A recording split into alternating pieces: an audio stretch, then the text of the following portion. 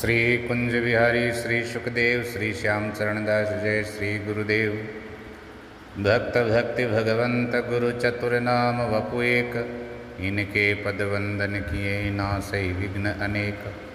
संप्रदाय सुखदेव मुनि चरणदास गुरुद्वार, परम धर्म भागवत मत भक्ति अनन्य विचार।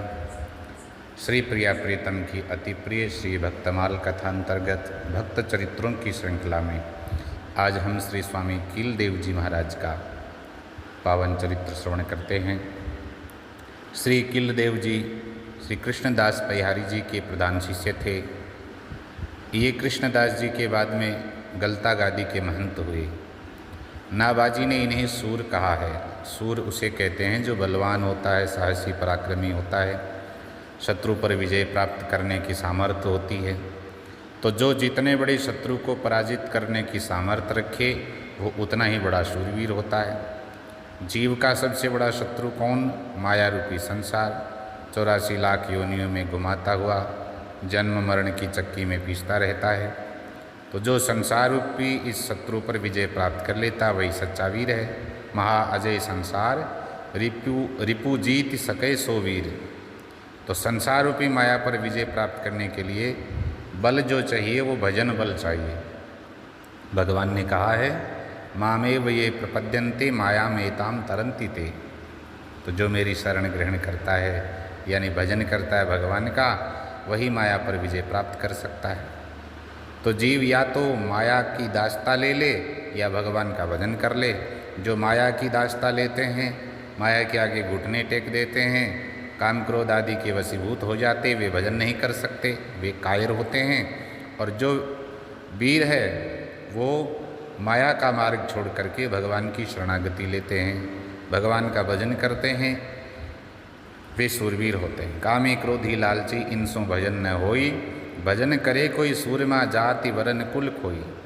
तो श्री कीलदेव जी महाराज सच्चे वीर थे, क्योंकि उन्होंने भजन बल से संसार के रिपु को जीत लिया था।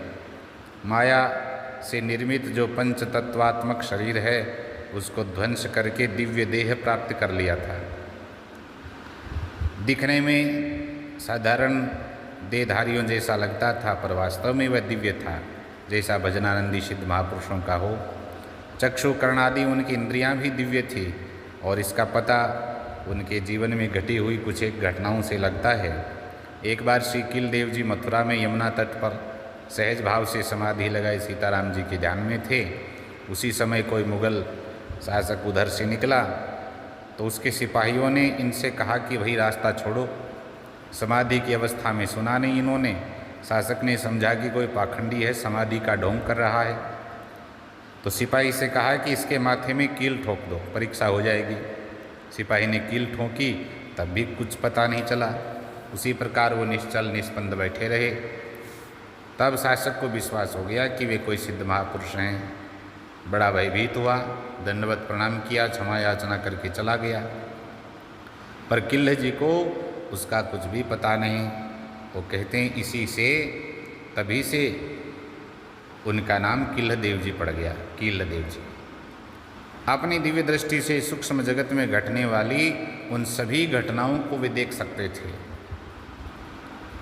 साधारण जड़ चक्षुओं से तो संभव नहीं है ऐसा साक्षात करना।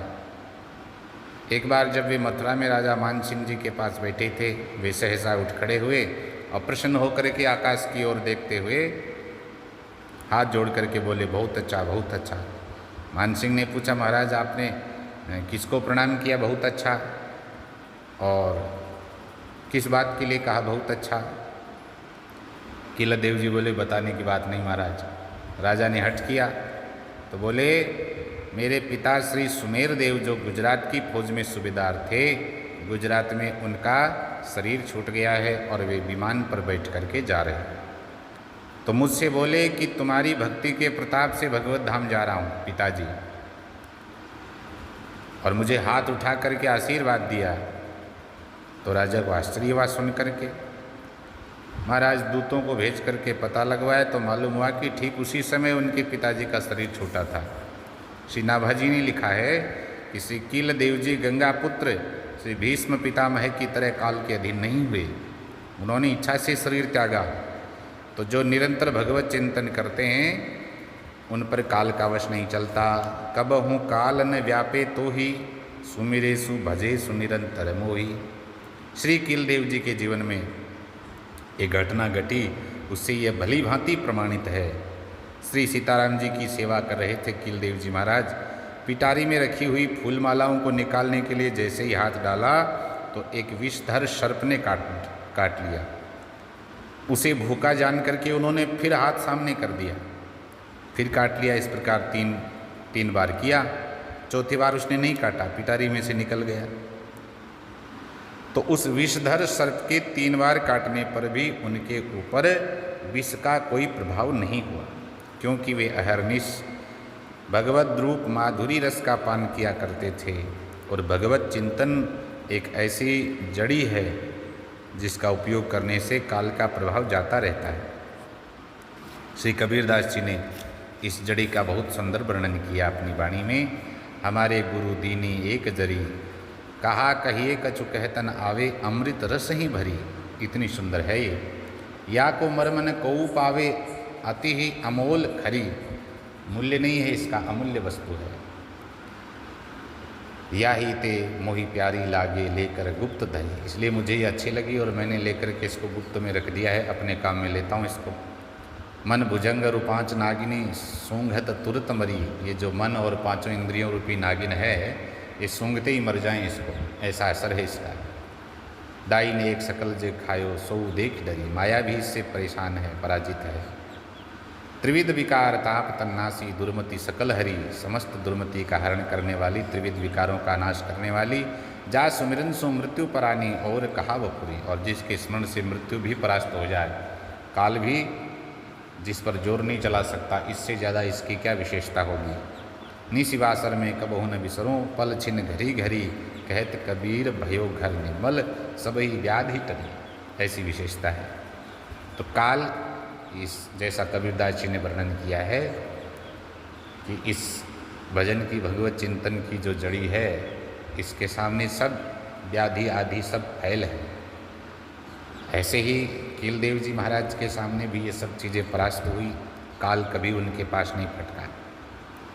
और जब शरीर छोड़ने की उनकी इच्छा हुई तो उन्होंने संतों का समाज बुलाया, सबसे नाम कीर्तन कराया और नाम ध्वनि करती हुई साधु मंडली के बीच उन्होंने ब्रह्मरंध्र से प्राण त्याग दिया। श्री कीलदेव जी के अनेक शिष्य हुए। प्रमुख श्री आशकरण जी, रूप जी, भगवान जी, चतुर्दास जी, छीतर जी, शिलाखे जी, रायमल जी, खेम जी, रसिक रायमल जी, गौरी जी, देवा जी और श्री दामोदर दास जी प्रधान इनके कुछ प्रमुख शिष्य थे। जय जय श्री सुखदेव, जय जय श्री राधेश्याम।